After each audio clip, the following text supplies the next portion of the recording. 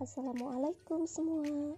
Hari ini kita akan belajar tema 8 kelas 4 untuk mata pelajaran Bahasa Indonesia, yaitu KD 39 mencermati tokoh-tokoh yang terdapat pada teks fiksi.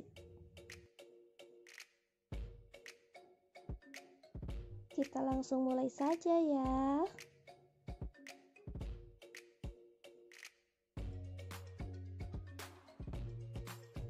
Cerita fiksi. Lalu, apa itu cerita fiksi? Ada yang tahu? Ya, cerita fiksi adalah cerita rekaan atau cerita khayalan pengarangnya.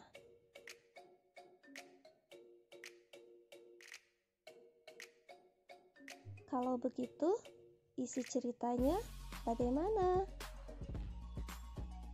Isi cerita fiksi dapat murni dari khayalan pengarangnya atau juga berdasarkan fakta yang telah diolah ditambah cerita dari pengarangnya. Dengan begitu, kita juga bisa membuat cerita fiksi sendiri. Lalu, apa ciri-ciri cerita fiksi? Ciri-ciri cerita fiksi adalah: pertama, merupakan cerita rekaan atau cerita nyata yang diolah oleh pengarangnya.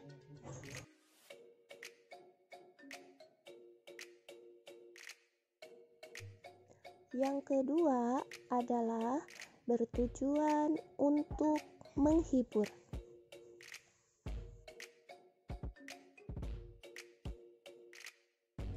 Dan yang ketiga adalah disajikan dalam alur cerita.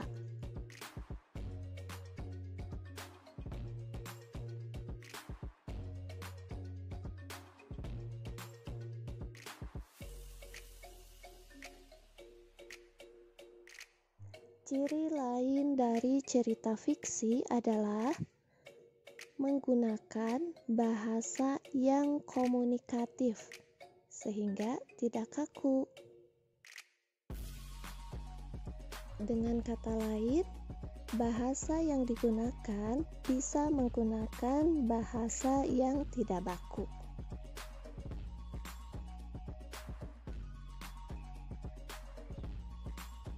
Dan yang paling penting adalah memiliki pesan moral atau amanat yang bisa diambil hikmah dan pelajaran oleh pembacanya. Ada beberapa hal yang harus diketahui sebelum kita membuat cerita fiksi.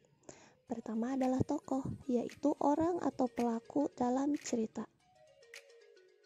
Tokoh dalam cerita ada yang disebut dengan tokoh utama, yaitu tokoh yang sering muncul dalam cerita sebagai pembawa alur dan pembawa amanat dalam cerita. Ada juga yang disebut dengan tokoh tambahan, yaitu tokoh pendamping dari tokoh utama sebagai pelengkap dan pemanis cerita.